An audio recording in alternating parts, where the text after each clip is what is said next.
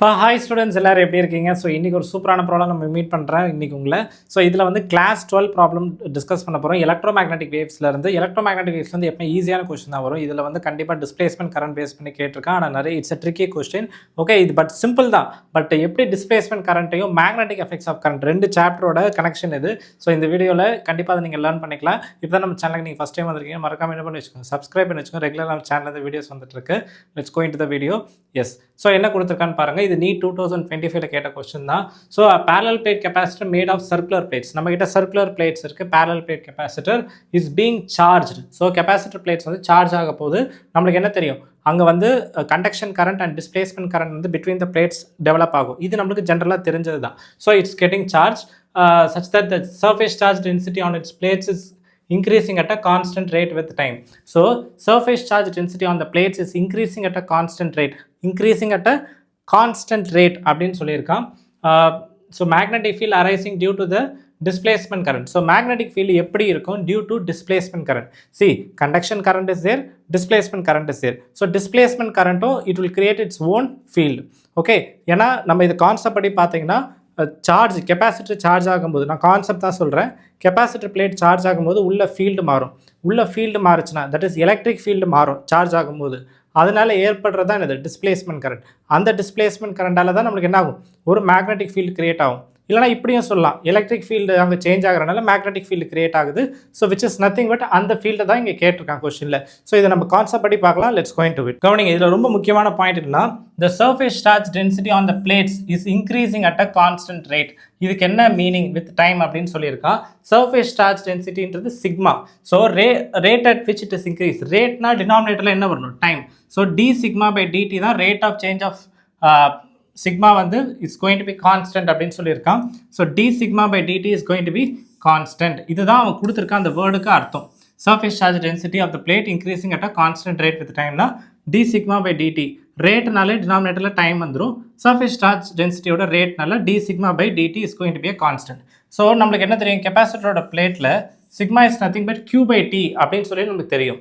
So கியூவோட value divided by A, charge on the plate divided by area of the plate. So இதை எடுத்துகிட்டு போய் இதில் substitute பண்ணுங்கள். ஸோ சப்ஸ்டியூட் பண்ணால் என்ன வரும், சிக்மா இருக்க இடத்துல Q by A, area of the plate is going to be constant. So டிஃபரன்சியேஷன்லேருந்து ஏ வெளில வந்துடும். So 1 by A DQ by DT. இந்த டிக்யூ பை டிடியை நம்ம என்ன எழுதலாம், கரண்ட்டுன்னு எழுதலாமா? Yes. So I by A is nothing but it's going to be constant. I by A constant na, I we can say it's going to be what? Constant. So what does it mean? அந்த capacitor பிளேட்டில் D sigma by DD வந்து கான்ஸ்டண்ட்டாக இருக்கும்போது அந்த ஒயரில் அந்த capacitor charge ஆகும்போது current flow ஆகும்ல, அந்த கரண்ட் வந்து கான்ஸ்டன்ட் கரண்ட். சார் இதுக்கு டயக்ராம் எங்கே அப்படின்னு கேட்டிங்கன்னா, இதுதான் நம்மளுக்கு அந்த ஒயர், கெப்பாசிட்டர் நார்மல் ஒயர். இது வந்து கெப்பாசிட்டரோட பிளேட்டு. நடுவில் தான் நம்மளுக்கு என்ன கரண்ட் டெவலப் ஆகும்னா டிஸ்பிளேஸ்மெண்ட் கரண்ட் ஐடி வந்து கிரியேட் ஆகும். இப்போ கொஸ்டினில் நம்ம என்ன கொடுத்துருக்கான், D sigma by DT equal to constant வந்து I have shown I is going to be constant. I கான்ஸ்டன்ட்னா இது ஐ, அப்போ இதுவும் என்னது ஐ தானே. நடுவில் இருக்கக்கூடிய we also know by concept IC is equal to conduction current displacement current equal சொல்லி நமக்கு தெரியும். கரெக்டாக? சரி, எல்லாம் ஓகே, இதெல்லாம் கான்செப்ஷுவல் பாயிண்ட். கொஸ்டினில் என்ன கேட்டிருக்கான், magnetic field arising due to the displacement current என்ன அப்படின்னு சொல்லி கேட்டிருக்கான். ஸோ நம்ம இங்கே என்ன புரிஞ்சுக்கணும்னா, இதுக்கும் கரண்ட்டுக்கும் ஆம்பியர் தான் யூனிட், ஐடிக்கும் யூனிட் என்னது ஆம்பியர் தான். So it's nothing but a normal current. It behaves like a normal current. அப்போது ஃபீல்டு டியூ டு டிஸ்பிளேஸ்மெண்ட் கரண்ட்னா it's nothing but the conduction current எப்படி வருமோ டிஸ்பிளேஸ்மெண்ட். ஸ்டூடெண்ட்ஸ் இதில் தான் கன்ஃபியூஸ் ஆகும். ஸோ டிஸ்பிளேஸ்மெண்ட் கரண்ட்னா அது வேறு ஏதோ ஒரு கரண்ட்னு நினைக்கக்கூடாது. ஒரு கண்டக்ஷன் கரண்ட்டும் டிஸ்பிளேஸ்மெண்ட் கரண்ட்டும் தேர் ஈக்குவல் இயர். ஸோ ரெண்டுமே ஃபீல்டு கிரியேட் பண்ணும். ஸோ எப்படின்னு பாருங்கள். ஸோ இது வந்து கெப்பாசிட்டரோட பிளேட், சர்க்குலர் பிளேட்ஸ்னு கொடுத்துருந்தானா, கொஸ்டினில் மென்ஷன் பண்ணியிருக்கான் சர்க்குலர் பிளேட்ஸ்னு. ஓகே, ஸோ இப்போ இது ஒரு சர்க்குலர் பிளேட், இது ஒரு சர்க்குலர் பிளேட். நடுவில் என்ன ஆகுது, டிஸ்பிளேஸ்மெண்ட் கரண்ட் போகுது. இதனால ஃபீல்டு எப்படி டெவலப் ஆகும்னு சொல்லி கேட்குறான். இங்கே தான் ரொம்ப ரொம்ப முக்கியமான விஷயம். இங்கே பாருங்கள், இது ரெண்டு பிளேட்டா, கரண்ட் நடுவில் போகுது. This is equivalent to what, இந்த கெப்பாசிட்டர் பிளேட் இருக்கு இல்லையா, இது மாதிரி கேஸில் நம்ம என்ன பண்ணணும், capacity is going to be equivalent to a solid cylindrical wire carrying current. So இந்த பிளேட்டை நம்ம வந்து ஒரு சிலிண்டர் மாதிரி ட்ரீட் பண்ணலாம். ஏன்னா இது சர்க்குலர் பிளேட்ஸா, it's like a cylinder carrying how much current, ID current இதில் ஃப்ளோ ஆகுது இந்த ஒயரில். Solid wire, solid cylindrical wire. Because இந்த கெப்பாசிட்டர் உள்ள எல்லா இடத்துலையும் சேர்த்து ஐடி கரண்ட்ன்ற கரண்ட் வந்து ஃப்ளோ ஆகும். It's a case like this. So நம்ம நல்லா கவனிங்க, ஒரு சாலிட் ஒயருக்கு மேக்னெட்டிக் ஃபீல்டு எப்படி இருக்கும், ஸோ இதுதான் வந்து ஆக்சிஸ் ஆஃப் த சிலிண்டர், அதாவது நடுவில் எடுத்துக்கோங்க. இதுக்கான ஈக்குவலன்ட் டயக்ராம் கூட நீங்கள் எடுத்துக்கலாம். இந்த கெப்பாசிட்டரை இப்போ இந்த ஒரு சாலிட் சிலிண்ட்ரிக்கல் ஒயரோட கம்பேர் பண்ண முடியும். ஸோ இந்த ஒயரை நான் இதோட கம்பேர் பண்ணுறேன், கவனிங்க. இப்போ இது நடு தான் ஆக்சிஸ். ஆக்சிஸில் வேல்யூ என்னென்னா ஆரோட வேல்யூ 0. ஸோ இங்கேருந்து நான் தள்ளி போக போக ஃபீல்டு என்ன ஆகும் அப்படின்றதுக்கு நம்மகிட்ட டைரக்ட் ஃபார்முலா இருக்குது. ஸோ R0ன்றது அலாங் த ஆக்சிஸ். ஆக்சிஸ்லேருந்து நான் விலகி வர வர ஃபீல்டு என்ன ஆகிட்டே வரும், இன்க்ரீஸ் ஆகிட்டே வரும். ஆன் த சர்ஃபேஸ், இந்த இடம் எது, இந்த இடம் is nothing but the surface. அதாவது R is equal to capital Rன்றது தான் என்னது, it's going to be surface. சர்ஃபேஸ்ன்னு சொல்லலாம், இதுக்கு இல்லைன்னா இன்னொரு பேர் என்னது, பெரிஃபெரி அப்படின்னு அர்த்தம். தட் இஸ் அந்த சுற்றளவுன்னு சொல்லுவாங்கல்ல சர்ஃபேஸ், அதுக்கு பேர் தான் பெரிஃபெரி. இப்போ சர்ஃபேஸ்லேருந்து வெளியில், தட் இஸ் இந்த இடம் தான் is talking about the surface.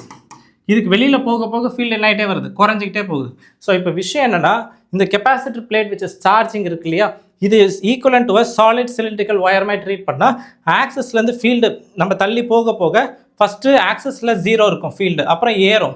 Surface போகிற மேக்ஸிமம் ஆகிட்டு இறங்க ஆரம்பிச்சிடும். இது நீங்கள் ஆல்ரெடி படிச்சது மேக்னெட்டிக் எஃபெக்ட்ஸ் ஆஃப் கரண்ட்டில். So now the question is, இதை வச்சு ஆன்சர் பண்ணணும்.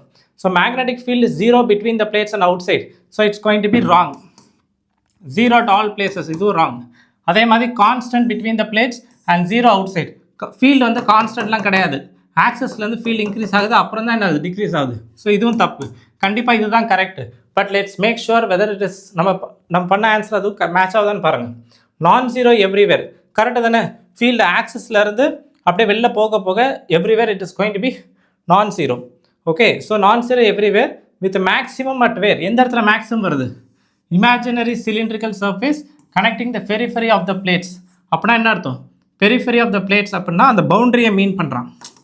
R is equal to capital Rன்னு சொன்னல, அந்த பவுண்டரியில் தானே நம்மளுக்கு மேக்ஸிமம் ஃபீல்டு வருது, அதை தான் மென்ஷன் பண்ணிங்க. சர்ஃபேஸ் இல்லை periphery connecting the surface of the plates அப்படின்னா என்ன அர்த்தம், சிலிண்ட்ரிக்கல். நான் சொன்னேன் இல்லையா, இந்த கெப்பாசிட்டர் பிளேட்டை சிலிண்டர் மாதிரி ட்ரீட் பண்ணலான்னு. The same thing which is saying here. Okay, I think you have understood this. கண்டிப்பாக இந்த வீடியோ நீங்கள் லேர்ன் பண்ணியிருந்தீங்கன்னா மறக்காம என்ன பண்ணுங்கள், சப்ஸ்கிரைப் பண்ணி வச்சுக்கோங்க. நம்ம சேனல்லேருந்து டெய்லி இதுமாதிரி வீடியோஸ் வருது. நான் நெக்ஸ்ட் வீடியோ மீட் பண்ணுறேன். And then bye from Nagarajan. Bye by.